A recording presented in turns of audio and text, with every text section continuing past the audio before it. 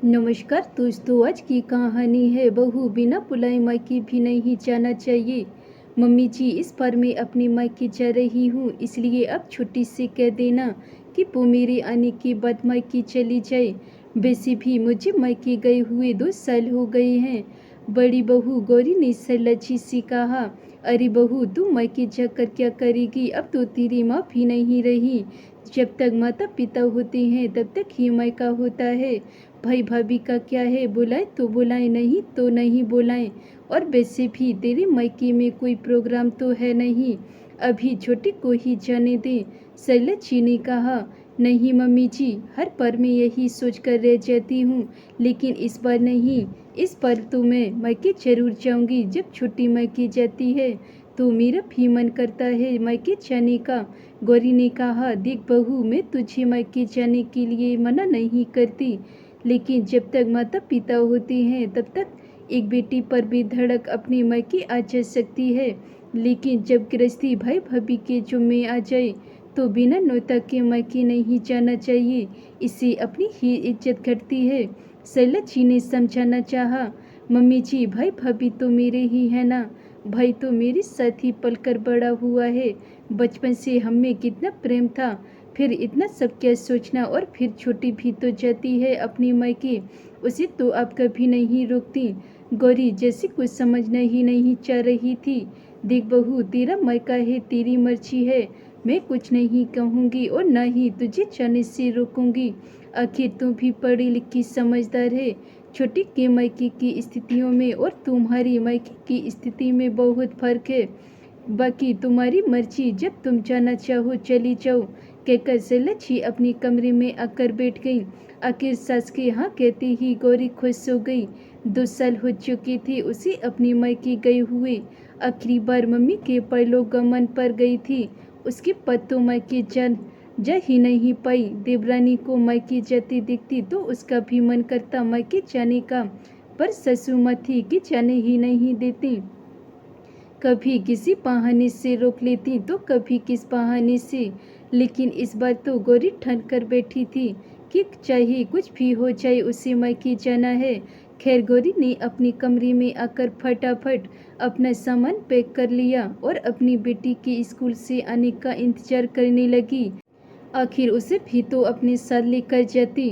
खैर, जब उसकी 13 वर्ष की बेटी स्कूल से आई तो उसने खुशी खुशी उसे बताया कि वो मामा मामी के घर जा रहे हैं, पर यही सुनकर बेटी ने जाने से इनकार कर दिया।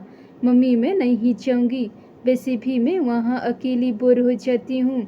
मामा जी की दोनों बेटियाँ तो अपनी क्लासेस में बिजी रहती हैं, मेरे साथ कोई खेलने वाला भी नहीं होता। खैर, कहा तो उसने सही था, इसलिए गौरी ने ज़्यादा उससे जाने के लिए नहीं कहा। खैर, गौरी ने कैब बुक की और थोड़ी देर में अपना सामान लेकर वहाँ से रवाना हो गई। 2 घंटे के सफ़र के बाद वो अपने मायके पहुँची। उससे लगा था कि उसके भैया भाभी उसे देखकर खुश हो जाएंगे, लेकिन सोचा हुआ अक्सर सच नहीं होता। उसे देखते ही भैया ने कहा। अरे गौरी, आज अचानक कैसे आना हो गया? फोन भी नहीं किया तूने?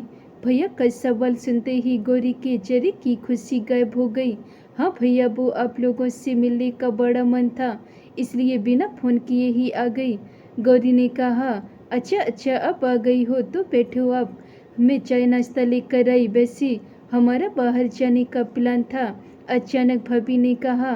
फिर उसके साथ उसका सामान देखकर भाभी बोली। अरे, आप क्या रहने के लिए आई हो? भाभी के सवाल को सुनकर गौरी सकपका गई। उसे लगा कि उसने बिना फोन किए अचानक आकर सबसे बड़ी गलती कर दी, लेकिन तभी भाभी बोली। वो क्या है ना कि मैं कुछ दिनों के लिए अपने मायके जा रही हूँ। काफ़ी दिनों से प्लान बना रखा था, पर अब आप अचानक आ गई हो, मुझे अब सोचना ही पड़ेगा। पर मम्मी, हम तो कहीं नहीं जा रहे थे, अचानक अब प्लान बन गया। मैंने तो स्कूल में छुट्टी के लिए भी नहीं बोला, अचानक गौरी की भतीजी ने कहा। उसकी बात सुनकर भाभी एक पल के लिए झेप गई, फिर उसे डांटते हुए बोली। अब क्या तुझे हर प्लानिंग बतानी पड़ेगी? अपनी काम से मतलब रख, बड़ों की बातों में बीच में मत बोला कर। अरे, इसे डांटना छोड़ो और गौरी के लिए चाय पानी लेकर आओ, भैया ने बात को पलटते हुए कहा। लेकिन गौरी को सब समझ में आ रहा था। सचमुच उसने यहाँ आकर गलती की। कल सस की बात मान ली होती, आखिर वो भी तो अपनी तजुर्बे से कह रही थी। खैर उसने बात को पलटते हुए कहा, नहीं भाभी, मैं रुकने के लिए नहीं आई हूँ। इस बैग में तो ज़रूरी सामान है जो मैं इधर लेने के लिए आई थी, तो सोचा आप लोगों से मिलती चलूँ। उसकी बात सुनते ही भाभी के चेहरे पर अपनी आप मुस्कुराहट आ गई, जैसे बहुत बड़ी जीत हासिल हो गई हो। खैर मुश्किल से आधा घंटा वहाँ रुककर गौरी वापस अपने ससुराल रवाना हो गई। लेकिन एक बार भी भाई भाभी ने ये नहीं कहा कि दोबारा आना। जब ससुराल पहुंची तो सैलाची बाहर हॉल में ही बैठी हुई थी। उसे देखकर सैलाची को अब सब समझ में आ गया, पर गौरी की आंखों में आंसू आ गए। यह देखकर सैलाची ने कहा, बहू, मैंने तुझे पहले ही कहा था, जब तक मायके से न्योता न आए मायके नहीं जाना चाहिए। बिना न्योता के जाने से अपना ही मन खटता है। मम्मी जी, मुझे नहीं पता था कि मम्मी पापा के जाते ही मायका पराया हो जाएगा। मुझे आपकी बात मान लेनी चाहिए थी। कम से कम यूँ बेइज्जती तो नहीं होती। यहाँ पर भी सब हंसेंगे मुझ पर। गौरी ने रोते हुए कहा, कोई नहीं हंसेगा तुझ पर। मैंने किसी से नहीं कहा कि तुम मायके गई हो। सबको यही पता है कि तुम अपनी सहेली से मिलने गई हो और उसके बाद तुम अपने मायके सबसे मिलते हुए इधर आ जाओगी। अगर तुम रुक जाती तो कह देती कि मायके वालों ने रोक लिया। इससे पहले छोटी घर आ जाए, अपना सामान ले जा कर के कमरे में रख दे। सरला जी ने कहा तो गौरी को थोड़ी तसल्ली आई।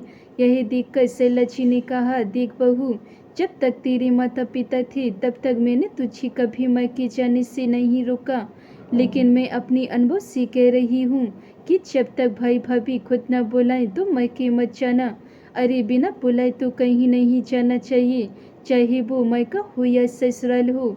जी मम्मी जी, आगे से मैं इस बात का बिल्कुल ध्यान रखूंगी, कहकर गौरी अपना सामान अपने कमरे में रखने चली गई। लेकिन मन ही मन अपनी सस को धन्यवाद जरूर दिया कि उन्होंने अपनी समझदारी से कम ससुराल में उसका मजाक बनने से तो रोक दिया। धन्यवाद दोस्तों। अगर ये मेरी कहानी आपको पसंद आई हो तो वीडियो को लाइक कमेंट शेयर जरूर करें। अगर चैनल पे नए हैं तो चैनल को सब्सक्राइब कर लें। मिलते हैं ऐसी और नई कहानियों के साथ, तब तक के लिए बाय बाय।